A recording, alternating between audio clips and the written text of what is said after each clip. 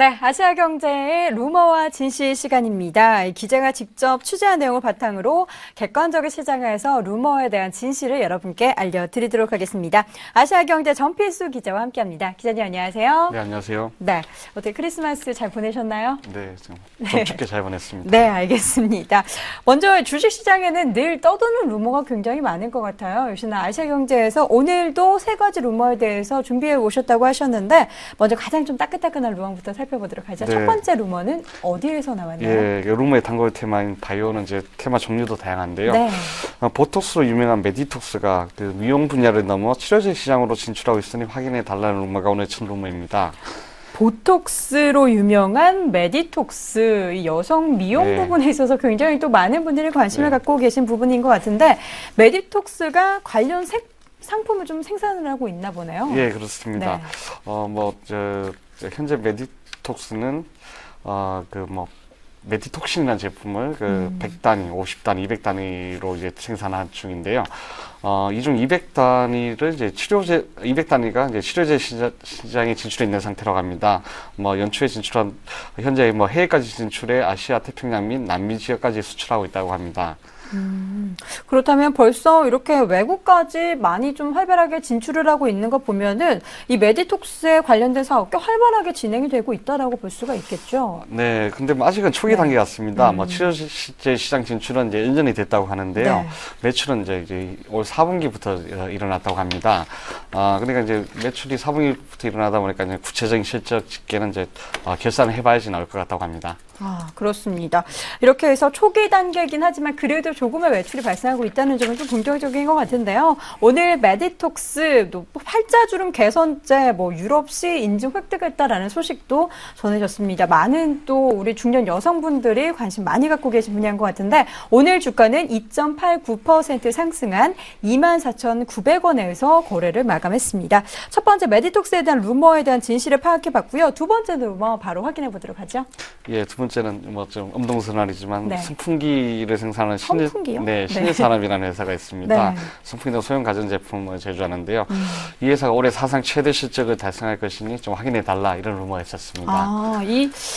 이 신일산업에 어느 정도의 성과가 나왔는지 실적이 어땠는지 좀 이것에 대해서 알아봐 달라라고 할 것 같은데 선풍기 사실 한때는 여름철 필수품으로 좀 뽑히면서 저도 이 신일 제품 굉장히 많이 봤거든요.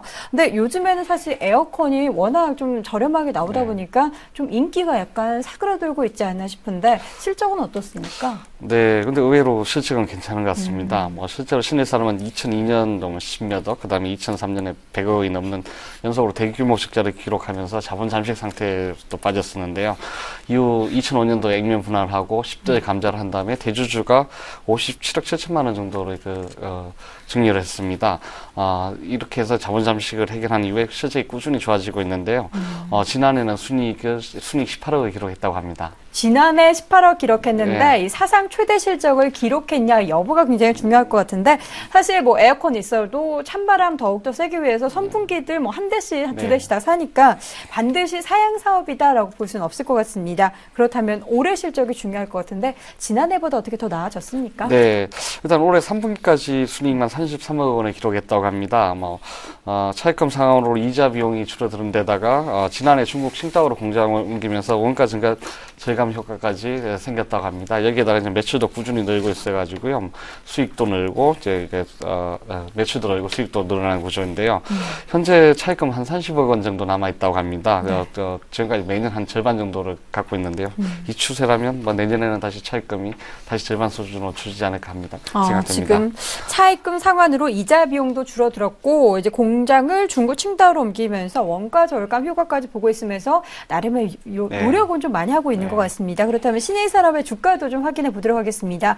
최근 주가 흐름은 양호합니다. 양봉 흐름 계속해서 이어져 오면서 5거래 연속 상승하고 있고요. 오늘장에서는 2.43% 상승한 422원을 기록하고 있습니다. 네, 이렇게 두 번째 루머 신일산업에 대한 얘기도 살펴봤고요. 이제 마지막 루머 살펴보죠. 네, 네. 셋톱박스 분야에서 휴맥스에 이어서 2위를 다투는 업체죠. 가온미디어에 대한 질문인데요. 이 회사 지분은 일본의 소프트뱅크에 매각하겠다는 루머였으니 확인해 달라는 내용입니다. 아, 지금 보면은 손정희 회장이 소프트뱅크 우리 IT 기업에 대한 투자를 간혹하고 네. 있다 이렇게 알려지고 네. 있는데 어떻게 이 인수를 하는 게 사실인가요? 회사 결론부터 말씀드리면 네. 회사 측은 터무니없는 얘기다. 사실 무근이라 의측을 했습니다. 지난 가을에 가온미디어가 일본 통신사에서 스마트 셋톱박스라는 걸 한다고 하는 게 발표를 했었는데요. 이 뉴스에다가 이제 국내 IT 기업에 많이 이제 투자하는 소프트뱅크를 연결시켜서 이 루머를 만들었습니다. 특히 이제 소프트뱅크는 일본에서 이제 이동통신업도 하고 있죠. 이렇게 해서 이제 시나리오를 만들어진 것 같습니다만은 회사 측 확인 결과 전혀 사실 무근이라고 합니다. 네, 알겠습니다. 사실 무근인 인수 이야기 전해져 왔고요. 여기에 따른 진실을 파악해봤습니다. 가온미디어 오늘 주가는요 1.5% 하락했죠. 3,260원에 마감을 했습니다. 그렇다면 루머와 진실, 싱크로율은 어느 정도가 될까요? 화면으로 확인해 보시죠. 네, 먼저 메디톡스에 대한 설명입니다. 치료제 시장 성공적인 안착 중이라는 소식에 대해서 현재 다양한 단위 중에 200단위 치료제가 시장에 진출해 있는 상황이다라는 답변을 받았지만 관련 매출은 결산해봐야 한다는 답변도 얻었죠. 루머 싱크로율은 80%입니다. 두 번째 얘기에서는 싱크로율 굉장히 높습니다. 90%인데요. 신일산업 사상 최대 순이익을 눈앞에 두고 있다에 대한 확인 작업, 현재 순이익이 늘고 있는 추세고 매년 50%씩 차입금도 갖고 있다는 답변을 받았습니다. 세 번째 가온미디어 싱크로율은 20%입니다. 소프트뱅크 피 인수설에 대한 루머 확인, 여기에 대해서는 회사 측 사실 무근이고 터무니없는 얘기라는 답변을 했다고 합니다. 네, 루머와 진실에 관련된 싱크로율을 살펴봤는데요. 기자님, 세 번째 이 루머가 굉장히 싱크로율이 낮네요. 예, 그렇습니다. 이게 전형적인 카드라식 추측성 루머에 대한 결과인데요. 이런 루머는 회사 측도 부담스러워하고, 그쵸. 그리고 실제 주가 영향력도 없다 보니까 주가가 떨어져서 좀 아쉽더라도 자제하는 게 좋을 것 같습니다. 네, 알겠습니다.